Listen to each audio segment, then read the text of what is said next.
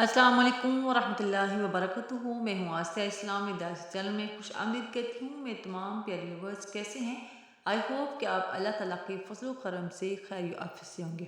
میری اللہ تعالیٰ سے دعا ہے کہ اللہ پاک ہم سب کو، امت مسلمہ کو، ملک پاکستان کو اپنے حفظ و ایمان میں رکھے، آمین ثم آمین۔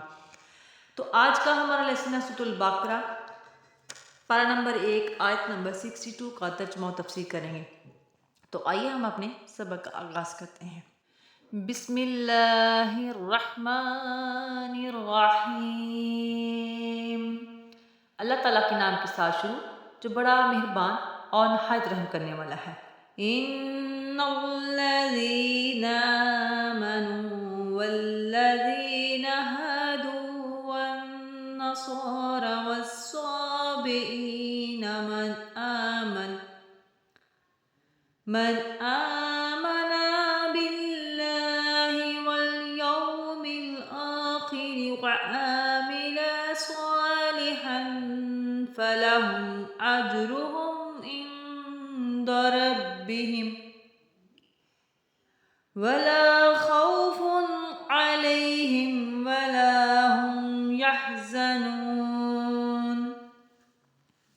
ان الذین، تحقیق یا بے شک وہ لوگ، آمنو جو لوگ ایمان لائے، والذین اور وہ لوگ، ہادو جو یہودی ہوئے، والنصارى اور عیسائی، والصابئین صابی یعنی کہ ستارہ پرست لوگ، من جو کہ آمنا ایمان لے آئے، باللہ اللہ کے ساتھ، اللہ پر، والیوم الآخری اور پچھلے دن کے، وعمل صالحا اور نیک کام کیے، فلہم اجرہم تو ان کے لیے اجر ہے یا ثواب ہے، عند ربہم ان کے رب کے پاس، ولا اور نہ خوف ڈر ہے، علیہم ان پر، ولا اور نہ ہم وہ، یحزنون غمگین ہوں گے۔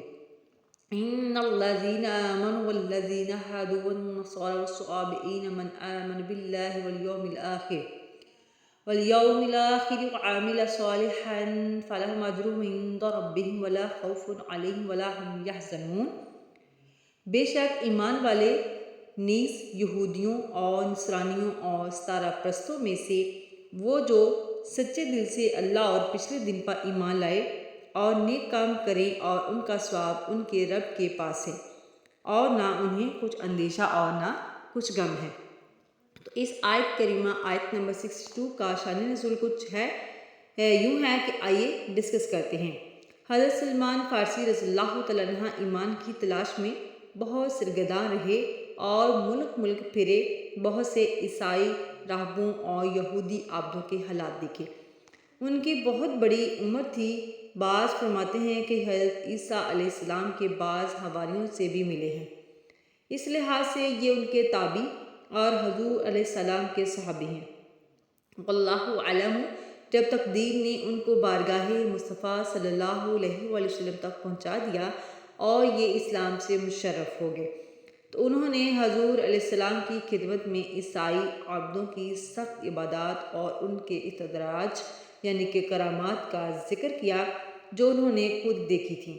حضور علیہ السلام نے ارشاد فرمایا کہ وہ کتنی بھی عبادات کر لیں، ایمان کے بغیر کچھ قبول نہیں ہوگا۔ اس مبارک فرمان کی تائید میں یہ آیت کریمہ اتری۔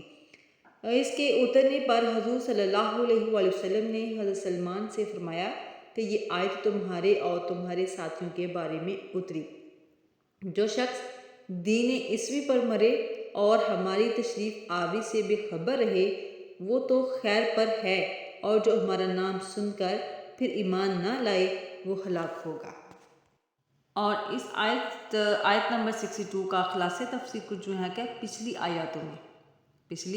آیات میں یہود کی ذلت اور ان پر وقتاً فوقتاً عذاب الہی کا نزول بیان کیا گیا تھا، اور ان کی انتہائی بدعملیوں کا ذکر بھی ہوا تھا جس سے ان کو ایک طرح کی مایوسی ہو سکتی تھی۔ اس آیت میں ان کی مایوسی کو مٹایا گیا اور فرمایا گیا کہ ہمارے ہاں کسی شخص کی ذات سے عداوت نہیں، ہمیں کسی شخص سے دشمنی نہیں، ہم اس کے کوئی دشمن نہیں ہیں، صرف ایمان اور اعمال پر نجات کا دار و مدار ہے۔ وہ کہتے ہیں نا کہ جیسی نیت ہوگی ویسا دار و مداروں کا مطلب اعمال کا دار و مدار نیتوں پر ہے. اعمال اچھے ہوں گے تو ہمیں اجر بھی اچھا ملے گا. اگر ہمارے اعمال اچھے نہیں ہیں ہمارے تو نجات کا دائرہ جو ہے وہ بھی اس پر کمزور پڑ جائے گا، اس دام وسیع نہیں ہوگا.